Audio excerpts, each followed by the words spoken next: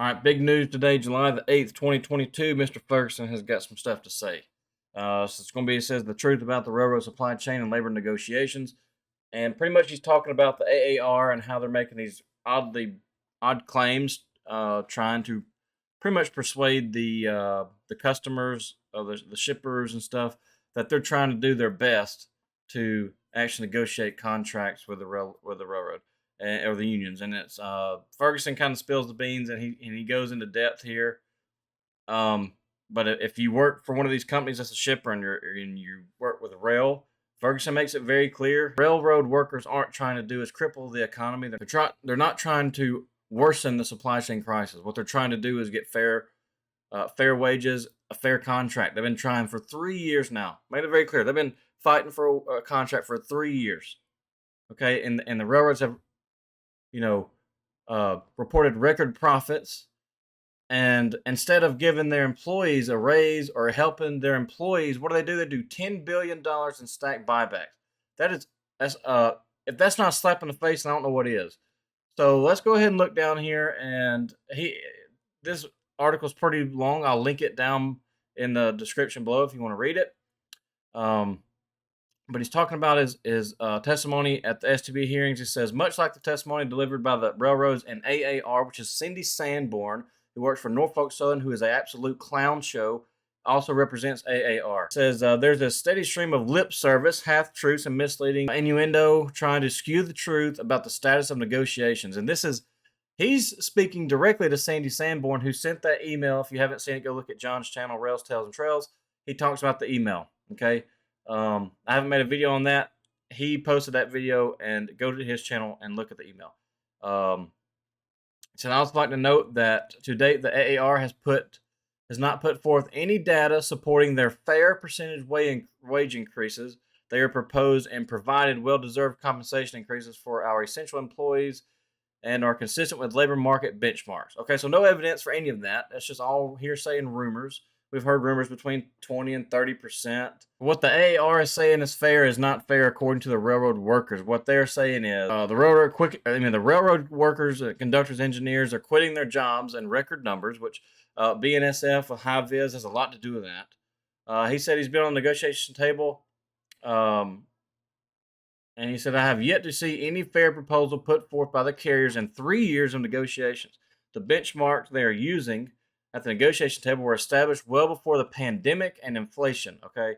So that makes sense. They're probably talking about 2018, 2019, and they're looking at those prices. Of course, they're not going to look now. They're not going to look at inflation because it's going to cost them more money, which costs Wall Street more money. Because you got to remember, these railroads are being ran by Wall Street. That's it, period. He said he'd also like to cite the fact that due to PSR, the scheme workers' productivity is running at such a high level that is literally about to snap like an overstretched cable or chain.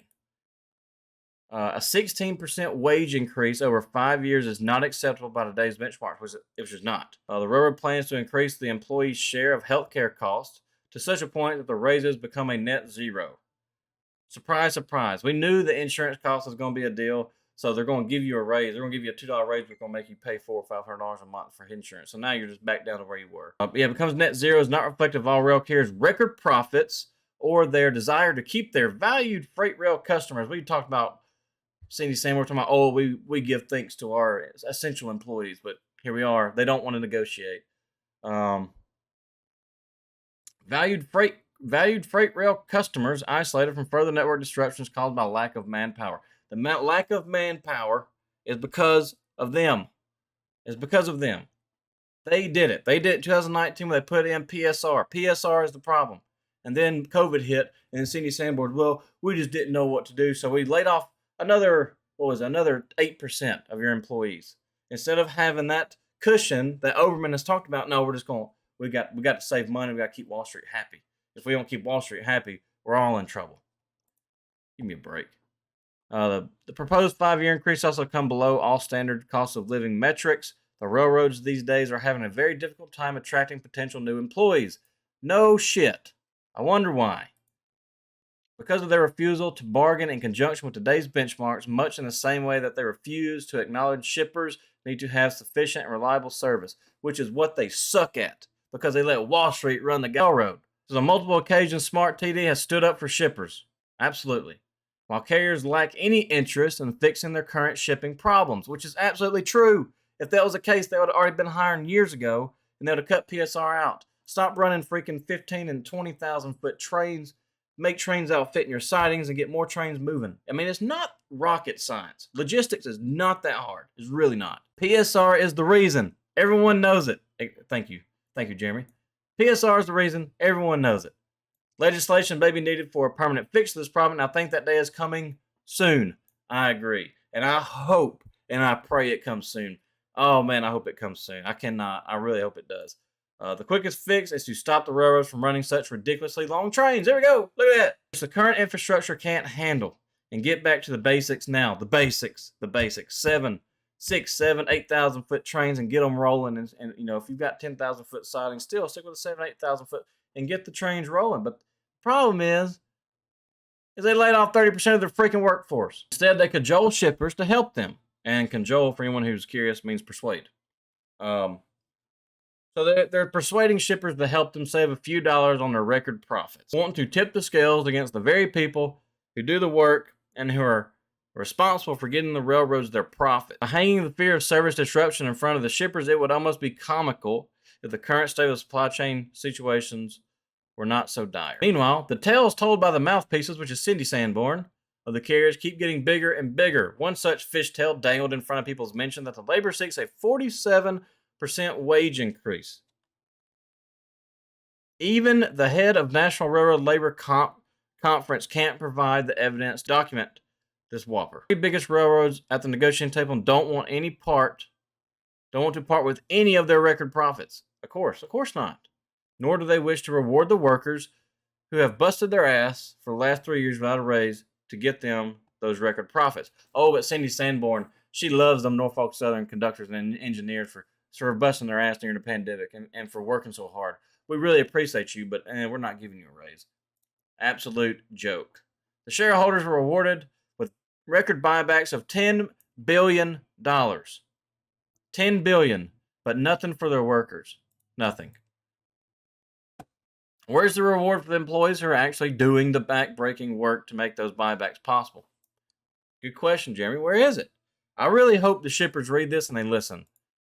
With a stale contract that has been in effect since prior to inflation taking hold, the workers have nothing to show for their blood, sweat, and tears, as well as their sacrifices they and their families have made. Pouring on the risk and absurdity, the Big Three claim they wish to get a deal done given those fair proposals they allegedly made. Wrong. We know they're not. They're just. I mean, I can't. What they're not telling everyone is that instead of negotiating with labor and the national table to get the deal done, they are instead more concerned with keeping up their mediation meetings in an attempt to get a crew consist agreement completed to further reduce the rail workforce. So, you know, this goes back to the one-man crew thing. They're pretty much screaming at Biden to elect a freaking PEB, Presidential Emergency Board, to get the negotiations rolling. And it's almost like the carriers do not want that whatsoever. It says thanks to allegedly fair arbitrator selection process out of the previous National Mediation Board, carriers again are attempting to go to a one-person occupying a cab on a freight train. Their ultimate stated goal is 0 crew members on trains. Of course, we all know that's the case. Basically says such a measure would put the safety of our communities, which is absolutely number one. That's the biggest argument I've always said. You're putting the civilians and the people of the communities that trains go through at risk, and a lot of them are really, really big cities. You know, think out west in California, San Francisco, California, even down here in little old Alabama. You got Birmingham, Huntsville, Chattanooga, Nashville. All those are really dense, populated areas, and they want to go to zero crew members. Not only would it put the safety of the communities, it was also going to risk the supply chain it's going to put the supply chain in dire jeopardy, more so than it is right now. Instead, carrier executives are off for 2 weeks at a time trying to find a way to get rid of more employees. Screw Alan Shaw. Screw him. Screw all of them. You know, I kind of had high hopes for the man, thinking he was actually going to be worth a damn. It's pretty obvious that he's not. I really hate that for the man because I know what it is.